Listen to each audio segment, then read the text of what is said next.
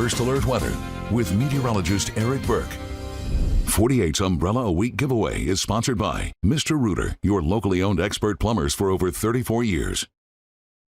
All right, y'all, another frigid start, and we're kind of inching closer to that inclement weather heading our way. Yes, so many people have asked me, and I'm like, I'm not the meteorologist. I don't know. This guy, Jeff, Brad, you all know. Chelsea, of course. Chelsea, of course. Yeah, there's four of us. A lot of ways to find this information right here on air. That's my favorite option. We appreciate you being with us, but online as well as the 48 weather app. Yes, we are kind of dialing in the forecast. This is going to be an impactful storm, whether it's just a blanket of snow across the area. If we've got some sleet mixing in, potential for freezing rain, we're still a ways away. I know you think, oh, it's just Friday.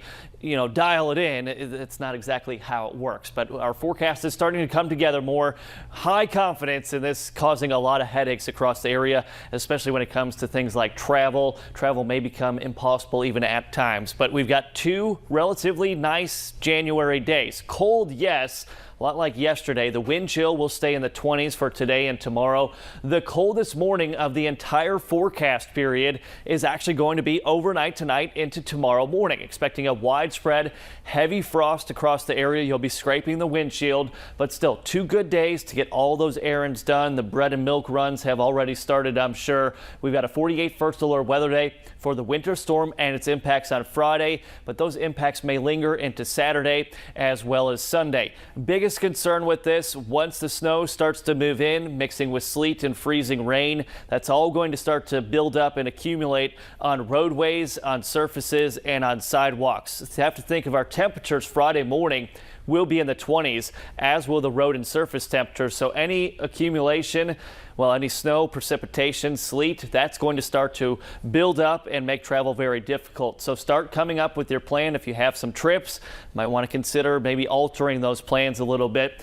The questions come, do we see any freezing rain leading to ice building up on tree limbs as well as those power lines? Just a glaze of ice is heavy. If we see over a 1/4 inch of ice, then we'll likely have power outages. But that's still kind of the uncertainty in the forecast right now. We'll continue to analyze the model data and the model runs as they come in.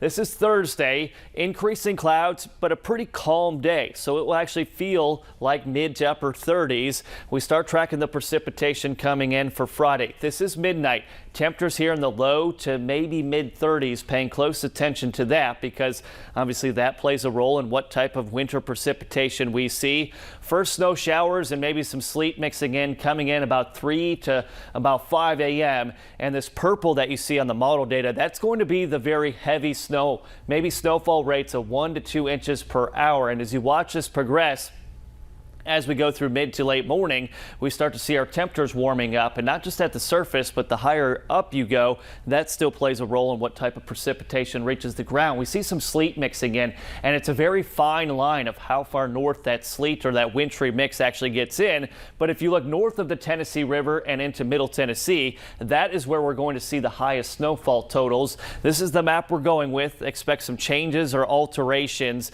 That mixed precip looks to stay south of the Tennessee River. I still believe you'll see some snowfall, but the higher snowfall totals will be along and north of the Tennessee River, along the state line, and kind of the sweet spot here looks to be parts of far northwest Alabama. Regardless of how much snow you actually have on your driveway or how much sleet you have in your backyard, the roads are going to become messy and things are going to get very difficult as far as travel goes. And looking at our temperatures for the weekend, travel impacts will likely linger into Sunday, if not even Monday of next week.